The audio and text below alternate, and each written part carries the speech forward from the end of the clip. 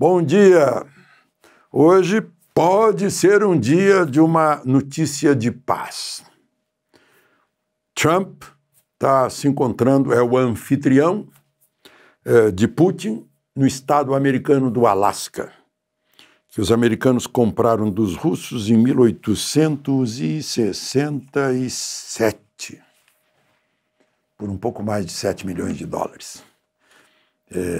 Bem mais caro que aquele apartamento lá em Key Biscayne, na Flórida, que teria sido comprado à vista por um ministro do Supremo. Bom, a grande expectativa é conseguir de Putin uma paz na Ucrânia. Ele já conversou com Zelensky, havia conversado várias vezes com Putin e conseguiu paz depois de 30 anos de guerra entre Azerbaijão e Armênia. Tem lá uma via Trump da paz e da prosperidade, em homenagem a ele por ter conseguido. Falou em paz entre Paquistão e Índia, Camboja e Tailândia. O pessoal lá do Azerbaijão e da Armênia, ex-repúblicas soviéticas, vai encaminhar um pedido, uma sugestão para o Comitê do Prêmio Nobel da Paz, para o Trump. Claro que a despeito das brigas de Lula com Trump, né? Mas é briga de jabuticaba, não vou me ajoelhar, vou dar um truco, isso é, né, coisa meio...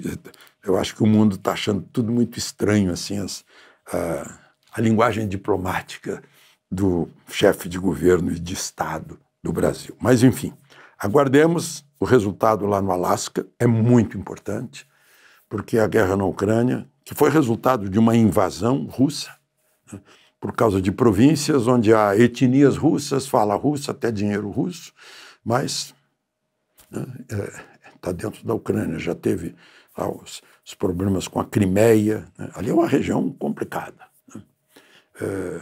Em Yalta, ali pertinho, foi a grande conferência que ajudou lá no término da guerra. Stalin, Roosevelt, Churchill, né.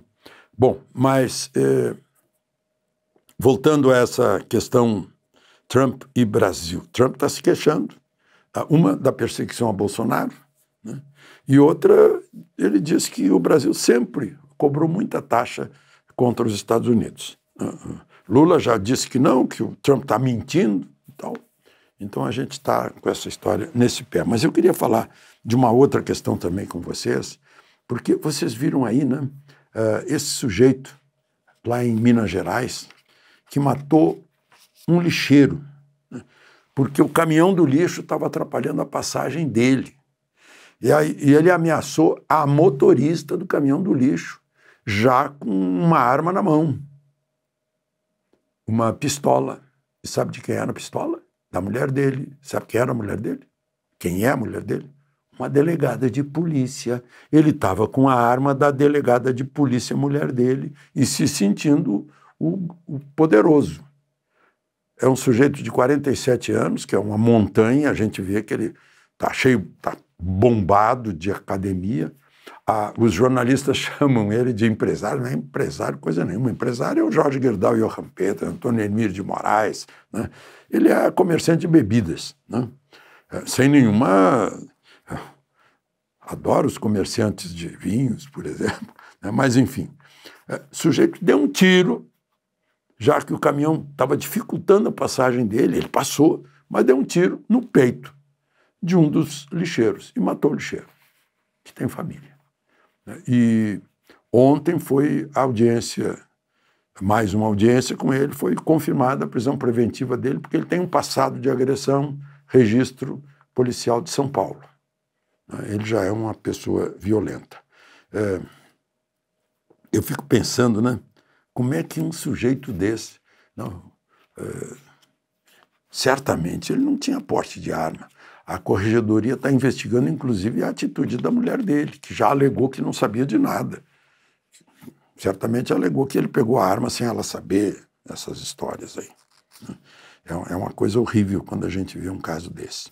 E, bom, o avião russo, que estava pousado 3 dias no aeroporto de Brasília e ninguém ficou sabendo o que tem dentro desse avião, ele veio da Rússia, passou pelo Azerbaijão, fez uma escala lá um Ilyushin, 4 motores, 4 turbinas, Ilyushin 76, é um gigante. Fez ainda uma escala na Guiné, e depois pousou em Brasília, saiu de Brasília, pousou em Santa Cruz de la Sierra, na Bolívia, depois na capital da Colômbia, né, em Bogotá, e por fim não, ele está indo para Cuba, o que tudo indica, Caracas. Esse avião não é da Força Aérea Russa, é de uma empresa de transporte aéreo, chamada Aviacom. E parece que vai para a Havana. Ele está sancionado pelo governo americano porque é um transportador de armas para ditaduras.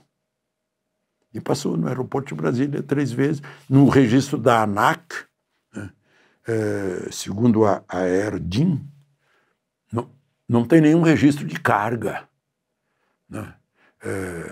Seria diplomático, portanto, uma passagem diplomática por aqui, portanto, isenta de inspeção. Aí a gente fica lembrando que logo no início do governo Lula, 2 belonaves sancionadas pelos americanos como terroristas ficaram misteriosamente no Rio de Janeiro, fundeadas lá e depois saíram. Mistérios que são encobertos aí pelos sigilos do governo Lula. De Brasília, Alexandre Garcia.